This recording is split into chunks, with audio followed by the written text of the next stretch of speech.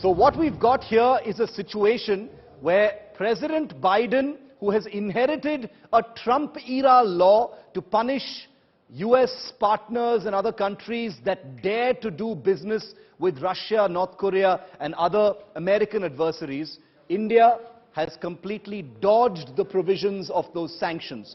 There was always a view that the India-US relationship was way too deep and way too complex for the sanctions of this kind to ever be applied. But remember that in 1998, when India tested a nuclear device, sanctions were applied against India. So it's not like the United States has never applied sanctions against India. And that's the reason why the US House of Representatives voting to provide India this unique waiver from sanctions is such a big diplomatic coup.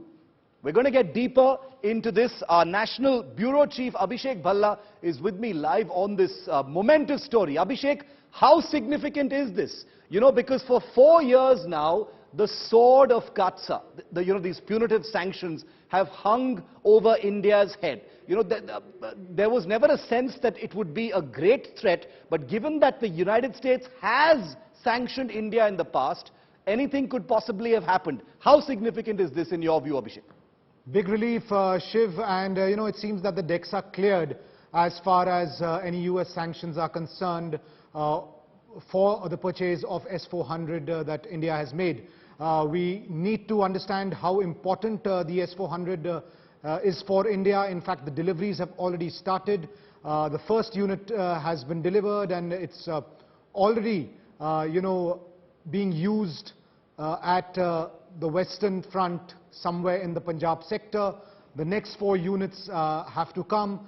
Russia has made it clear that even during the Ukraine war, despite the war, the deliveries will not be delayed. So it's a pretty clear situation that India will soon have all units of the S-400, the potent, deadly air defense system that India has been wanting in its armory. And it's finally that moment where there is no threat of sanctions and these units can be delivered quickly, and India will be much better prepared. And this is, the waiver that India stands to get now. The biggest hurdle has been crossed. Ahead will be that waiver which will be provided to India. It's a really big deal because this is a draconian law. And a waiver of that law is going to be provided to India. Let me just give you a sense of the provisions of CAATSA. CAATSA stands for Countering American Adversaries Through Sanctions Act. That's what CAATSA stands for. It is structured as a punitive legislation to punish countries economically for daring to do business with countries like Russia. India is going to get a waiver from this. Sanctions transactions with Russia, North Korea and Iran, the big 3 so-called enemies of the United States. It did stand to affect India's S-400 missile deal with Russia, but now this waiver, as Abhishek just pointed out, completely clears the decks. Transactions are not going to be affected, and the US is exempted, under the rules of CAATSA, which was formulated by the Trump administration when it came into effect in 2017. Abhishek, not the first time that the threat of sanctions is hung over India's head. Also, not the first time that India has been provided with a unique waiver, the first of its kind and only one of its kind in the world. I remember in the 2000s when the Manmohan Singh government had obtained, the famous nuclear suppliers group waiver as well from the United States, paving the way for the Indo-US civil nuclear deal. This, when it finally happens, will be every bit as significant as that one. Yes, Shiv, and there has been precedent, as you pointed out, and there are 2 things that need to be noted. For the same purchase of S-400, Turkey has faced sanctions from the United States in 2020.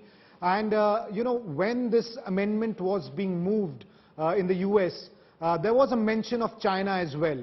So, the world is aware that, to deter China, you cannot, reach a situation where India feels like an aggrieved party, and that's something that US has been looking at very closely. So it's advantage both India and US. It's not as if US is doing any big favor to India.